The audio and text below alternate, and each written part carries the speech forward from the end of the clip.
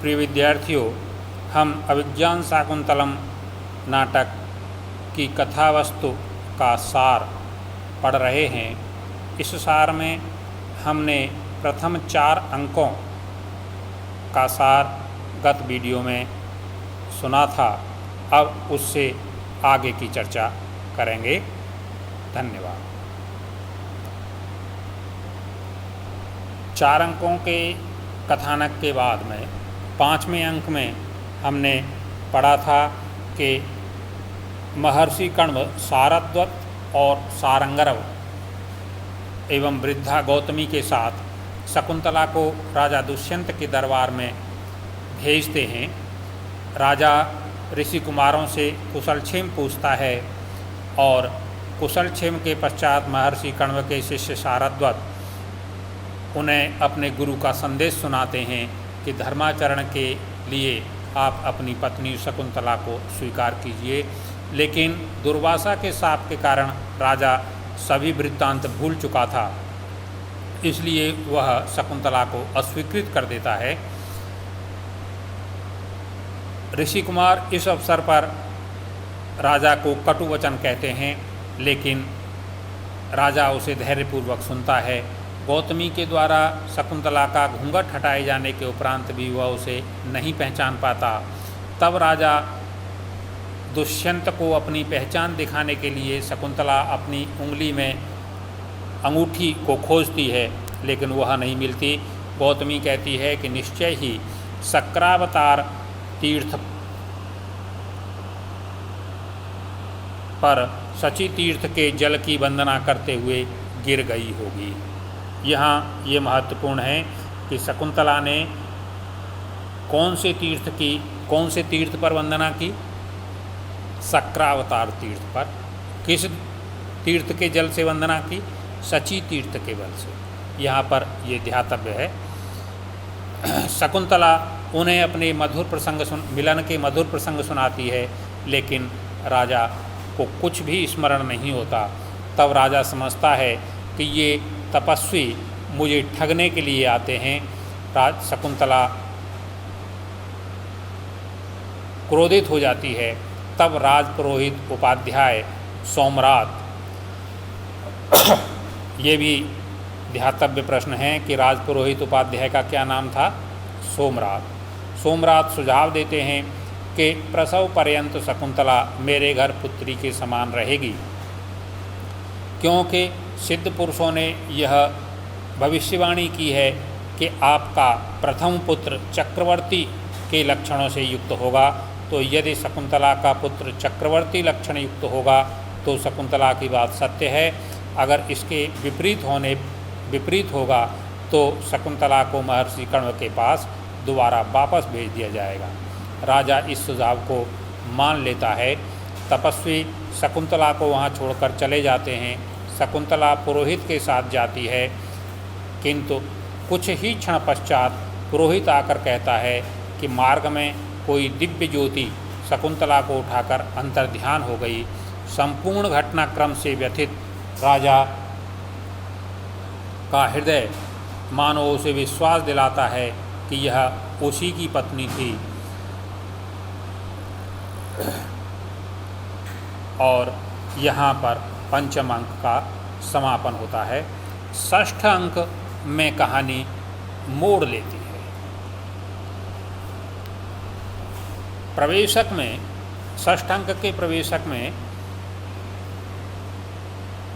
राज्यावतार निवासी एक धीवर को रोहित मछली के पेट से एक मुद्रिका की प्राप्ति होती है, जिसे बाजार में बेचते हुए उसे रक्षक पुरुष पकड़ लाते हैं और अंगूठी के विषय में राजश्याल राजा से निवेदन करता है। अंगूठी को देखते ही दुष्यंत दुर्वासा के शाप का अंत हो जाता है। राजा धीवर को पुरस्कृत करता है और राजा को शकुंतला विषयक संपूर्ण वृत्तांत याद आ जाता है। अपने निष्ठुर व्यवहार से अत्यंत दुखी राजा शकुंतला के विरह में बसंतोत्सव को रोक देता है। राजा अपने दुख को कम करने के लिए विदूषक के साथ माधवी लता मंडप में जाता है और वहाँ स्वनिर्मित शकुंतला के चित्र को देखता है और उसमें अनेक परिवर्धन करना चाहता है। इसी समय एक और घटनाक्रम होता है। सार्थवाह धनमित्र जो राज्य का एक बहुत धनी व्यापारी था, वह संतानहीन मर जाता है।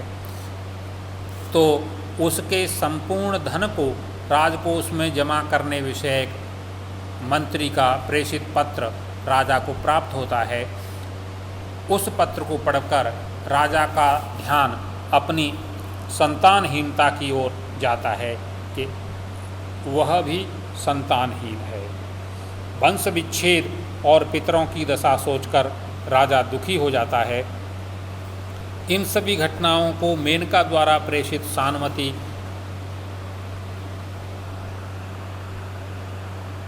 सानुमति नायक अप्सरा देखती है। वह शकुंतला को मिलन आशा दिलाने हेतु चली जाती है। इसी समय राजा को मेघ प्रतिच्छंद नामक महल से विदूषक का आर्त स्वर सुनाई देता है। राजा उसकी रक्षा हेतु सरसंधान करता है।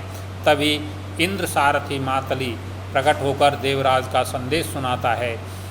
स्वर्ग में उत्पात मचाने वाले कालनेमी के वंशज दुर्जय नामक दानवों का आप संहार कर देवें। मातली कहता है कि मैंने आपको क्रोधित करने के लिए ही विदूषक का गला दबाया था।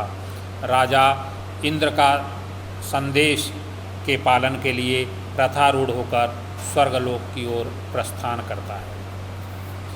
यहाँ पर 6ठ अंक पूर्णता को प्राप्त होता है। 7वां अंक जो अभिज्ञान शाकुंतलम का अंतिम अंक है, इस अंक में राजा दुष्यंत स्वर्ग से दैत्यों का संहार करके इंद्र से सम्मानित होने के उपरांत आकाश मार्ग से भूतल की ओर लौट रहे हैं। मार्ग में इंद्र सारथी मातली सहित राजा दुष्यंत हेमकूट पर्वत पर मारीच कश्यप और उनकी धर्मपत्नी दाक्षायणी अदिति के दर्शन हेतु कहते हैं और वे सभी महर्षि कश्यप के आश्रम में रुकते हैं। राजा के आश्रम में प्रवेश करने पर सर्वप्रथम शकुंतला के पुत्र सर्वदमन से भेंट होती है। सर्वदमन वहाँ पर एक सिंह शावक से खेल रहा था।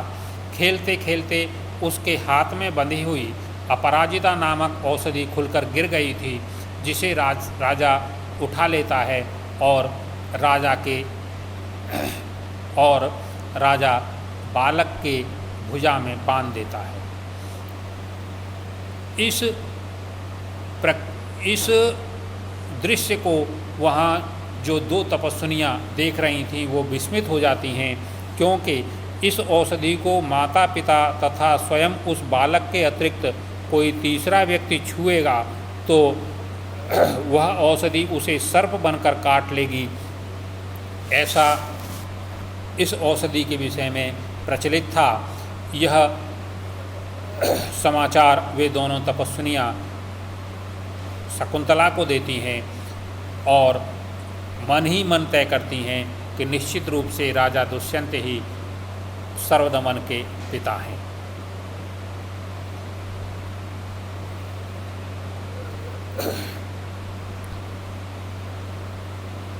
वहाँ पर शकुंतला राजा और राजा दुष्यंत का मधुर मिलन होता है। राजा शकुंतला के चरणों में गिरकर क्षमा याचना करता है। तत्पश्चात सर्वदमन शकुंतला सहित राजा मरीचि कश्यप एवं दाक्षायणी अदिति के दर्शन करता है। महर्षि मारीचि कश्यप दुर्वासा के शाप की बात बताकर राजा तथा शकुंतला को सांत्वना प्रदान करते हैं। मारीचि यह शुभ समाचार कण्व को सुनाने के लिए अपने शिष्य गालव को आकाश मार्ग से भेजते हैं तथा दुष्यंत को अपने पुत्र और पत्नी के साथ विदाई देते हैं। यहीं पर यह सुखांत नाटक परिपूर्णता को प्राप्त होता है।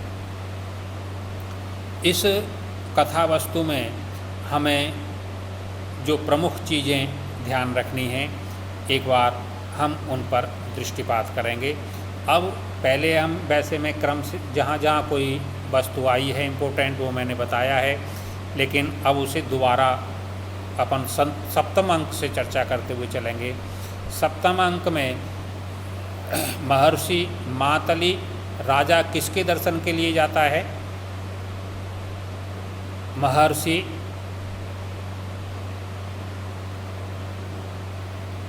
मारीच कश्यप और उनकी पत्नी दाक्षायणी अदिति के दर्शन है।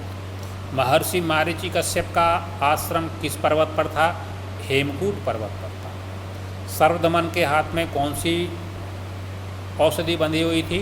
अपराजिता नामक औषधि बंधी हुई थी। इसी प्रकार षष्ठ अंक में आप देखिए, दुष्यंत के किस महल में मातली ने विदूषक का गला दबाया था?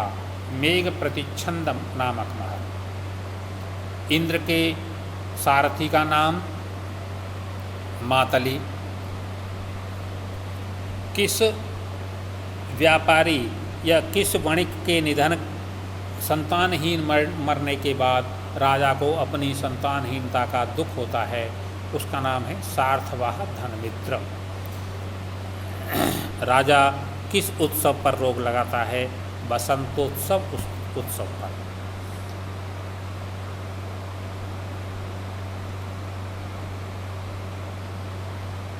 इस प्रकार हमने ये जो 6 अंक हैं, इन 6 अंकों की जो प्रमुख कथानक है, प्रमुख तथ्य हैं, उनकी चर्चा की। अब हम अगले वीडियो में अभिज्ञान शाकुंतलम का पाठ प्रारंभ करेंगे। धन्यवाद।